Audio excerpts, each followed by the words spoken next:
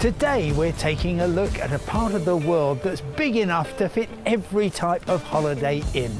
Yep, we're hitting the wide expanses of Texas and its frontier culture, taking a look at its history, its cutting-edge arts and music scene, and the out-of-this-world experiences that can be found there, in association with Travel Texas and Partners and Brand USA.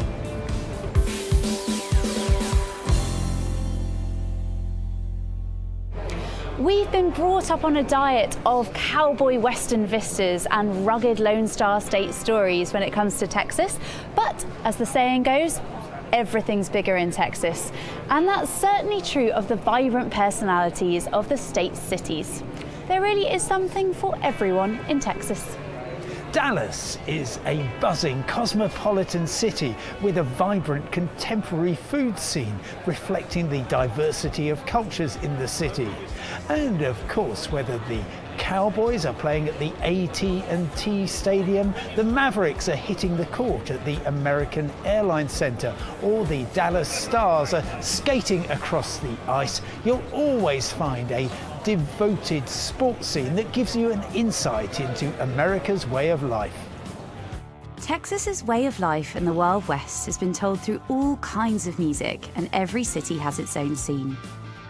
Austin has become known for its vibrant music scene, and not just of the cowboy variety. From honky-tonks to speakeasies, cool jazz bars and nightclubs, Austin's really at the frontier of American music. Of course, there are also plenty of chances to get your cowboy boots on for some two-stepping as well. For those looking to get away, Houston offers some truly out-of-this-world sites, being the home of NASA's Johnson Space Center, which gives an up-close and personal look at the final frontier. If your feet are more firmly planted on planet Earth, visit the city's 160-acre Buffalo Bayou Park, or take a hike in the Big Thicket Biosphere Reserve, 100 miles northeast of Houston. It's one of the world's most biologically diverse areas. Many, of course, will be hunting for the Wild West frontier, which Fort Worth, described by cowboy poet Arthur Chapman as where the West begins, offers through weekly radio shows in the Stockyards Historical District and cattle herding on the Chisholm Trail route.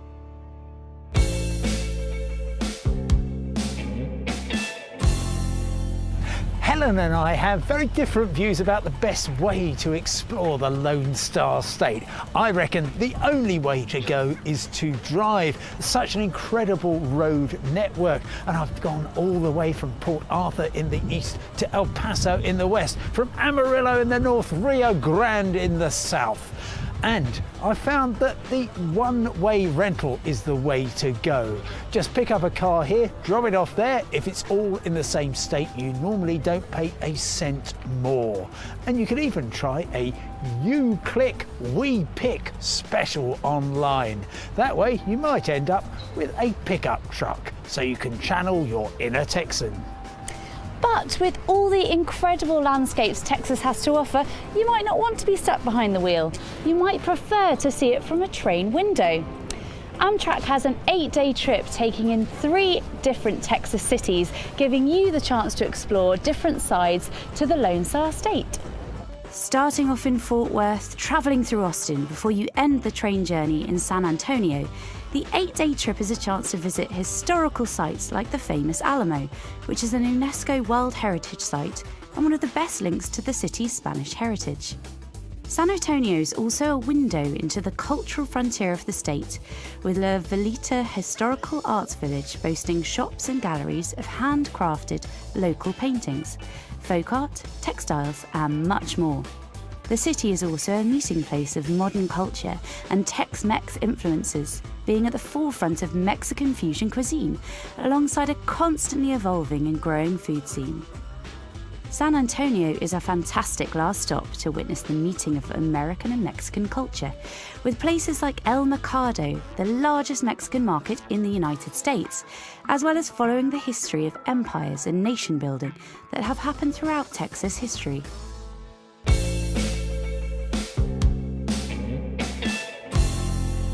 With so much going on in Texas, there's plenty on the weird and wacky front as well. Here's our top 3 attractions off the beaten track. Cadillac Ranch outside Amarillo was created in 1974 by Stanley Marsh III and the San Francisco art collective The Ant Farm. The 10 old Cadillacs sitting in a field are said to point at the same angle as the pyramids in Giza and are ever-changing. Visitors are invited to graffiti them. Hipster Haven Marfa is where the biodegradable Prada store built by a Berlin art collective will really make you think about Western materialism. Displaying Austin's eccentricity, Vince Hanneman began collecting random items in 1989 and has led to this shiny structure in his backyard, the Cathedral of Junk.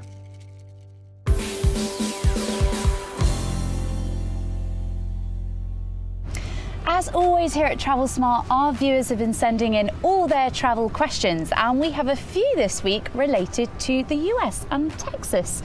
So Simon, let's kick off with Peter, who asks, what do you think about long distance buses as a way to travel? Oh, they're great. Yeah. Honestly, I love long distance buses in many parts of the world, but in the US they are really sorted out. Okay, this is the home of the Greyhound bus, and if you're in Hibbing, Minnesota, you can go to the Greyhound Bus of Origin Museum. Anyway, Peter, we're talking about Texas. I've travelled by many buses. I've travelled actually right across Texas, east to west. But I've also done little journeys along the way. So, for example, Austin to Houston, about 3 hours or something, and that's just on Megabus.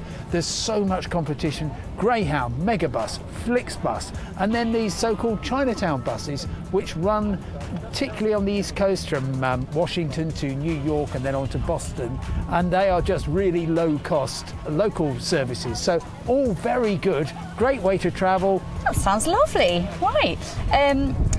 Well, David is planning something slightly different, a 5-day fly drive between Houston and Dallas. He wonders whether he should book hotels in advance or just on the day.